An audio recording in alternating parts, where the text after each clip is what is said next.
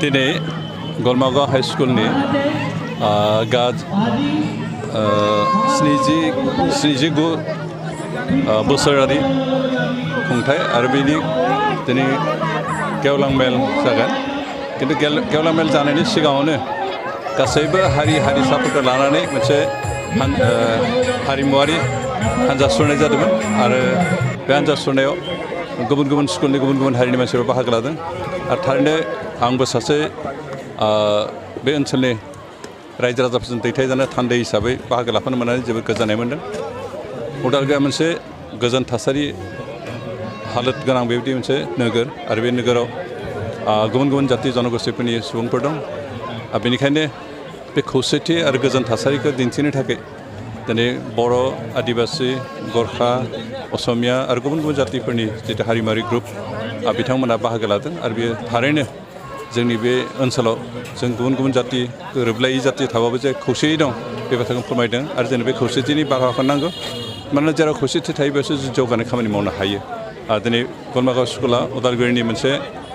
गोजौ थाखोनि गोजौ स्कुल आरो बे स्कुला दिनै 79 इयार्स जाबाय बेनिखायनो बे 79 इयार्सनि प्लाटिनाम जुबिलि खुंनाय जादों। जों आसा खालामदों बे जुबिलि खुंनायनि गेजेरजोंनो गलमागाव स्कुला सिगाङाव जिखिनि मा मावदों बेफोरनि मोनसे हिसाबखौ रायजोफ्रा मोनगोन बेसेबां कन्ट्रिबिउसन होखो बे स्कुला जोंनि बे समाजाव जोंनि हारि हारिसाफोरनो बिनि हिसाब मोननायजों लोगोसे फैगौ समफ्राव जों माबोरै खामानि मावलांब्ला बे स्कुलखौ आरो गोजौ थाखोनि खालामनो हागोन बिनि मोनसे प्लेनिं खालामनायनि मोनसे खाबु जोंनो होदों। जों आसा खालामदों जे बे फरायसालियाव जायफोर फोरोंगुरु हिसाबै खामानि मावदों जायफोर कमिउनिटि दं मेनेजिं कमिटिनि सोद्रोमाफोर दं बिथांमोना बे स्कुलखौ आरो गोजौ थाखोआव लांनो थाखाय खामानि मावगोन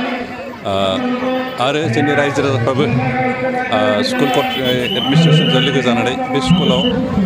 जिफोर आंखाल दं इनफ्रास्ट्राक्चारनि जिफोर प्रब्लेम दं बेफोरखौ बोस्रांनानै बेखौ आरो मोजां स्कुलसिम खालामनो थाखाय खामानि मावनो गासैबो बाहागो लानो बेखौ खावलायदों। नाथाय बेराफारसेथिं गोबां फरायसालि दं माने फोरोंगिरि बर' बिजों फरायसालिफोर दं बै फरायसालिखौ फोरोंगिरि थिसननाय माबाफोर राहा लामा लागोन नामा? दुलाराय बिटिआर ओनसोलाव गोबां फरायसालिफ्राव फोरोंगिरि गैया बहाबा हाई स्कुल मोनसेयाव 2-3 गाहामल' फोरोंगिरि दं बेखिनिखौ सुफुंनो थाखाय दिनै बिटिआर सरकारा खामानि मावगासिनो दं। बावैसो जों 99आव जिफोर इलिगेलि टिचार एपइन्टमेन्ट होदोंमोन बिभिन्न लेभेलाव जायफोरनि पस्टआ जायाखैमोन बिथांमोनखौ 300सोखौ जों एपइन्टमेन्ट होनाय जाबाय